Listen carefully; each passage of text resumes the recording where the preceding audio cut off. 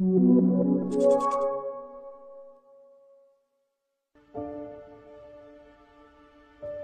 was kind of interesting, you know, in the early 1990s when the top of my head blew off and I kind of was staggering around trying to make sense of what was happening to me, because suddenly I was seeing the world in a very different way, and I was seeing myself in a very different way. Some people call it a spiritual awakening. Notice spiritual awakening, not religious awakening. I'm going to have some t-shirts done, you know, God save us from religion. It's kind of funny, you know, you talk about spirituality, people think you're talking about religion. Often it's the opposite. Not always, but often. And religion for me is, in many cases, the opposite of spirituality. In my definition of religion, religion is the greatest form of mind control yet invented, and at its most extreme, psychological fascism. The manipulation of fear and guilt to control. Spirituality is the opposite of that. It is setting the spirit free, celebrating our uniqueness, because we're all aspects of the same whole, but we're all unique aspects of the same whole. And crucially, respecting everyone else's right to express their uniqueness, free from imposition of someone else's belief system, someone else's version of right and wrong, moral and immoral. All this is crucial to how a few control the world. Because we have become, yes, in many cases, terrorized into denying what we are unique.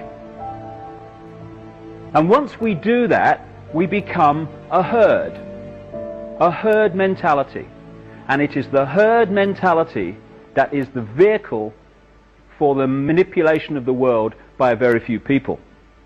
I'll give you an example of what I mean. Symbolic example. I was down south in England, I don't know, 2 or 3 years ago now, and across this great area of, it was one of these Iron Age hill fort type things, but across it was this vast herd of sheep, hundreds of them. Never seen so many sheep in one place. And it's a nice day, you know, and I'm enjoying the day. And then the farmer arrives in his pickup truck, parks it, gets out of the truck, and I swear to you, I don't think he even moved an eyelid. Stood there against a stick. 1 or 2 or 3 of the sheep immediately react to, it must have been his eyelids, I guess, I don't know, because they're going in the desired direction. Within minutes, it's like Exodus. Hundreds of them are following the one in front, you know. I haven't got mine of my own, we did this yesterday, so we do it tomorrow, I guess we'll do it today, and all that stuff. And the few stragglers, and there were remarkably few, who didn't immediately conform to what you might call that bar mentality, they were given the extra dose of fear with the sheepdog. Row, row, row, row. All right, all right, all right, I'll go quietly. This combination of the bar and the fear rounded up this vast herd of sheep in a ridiculously short time. And I stood there and I thought, because I do from time to time, I'm looking at the human race here. This is how it's done. This is how a few can actually control the mass. Because you can't do it with tanks in the streets and soldiers at the door. There's too many people. It's like trying to physically herd sheep together. You can't do it. You'd need a man, maybe more than one, for every sheep to do it physically. You have to do it through the mind. Either through fear or through conditioning people to think the way you want them to think.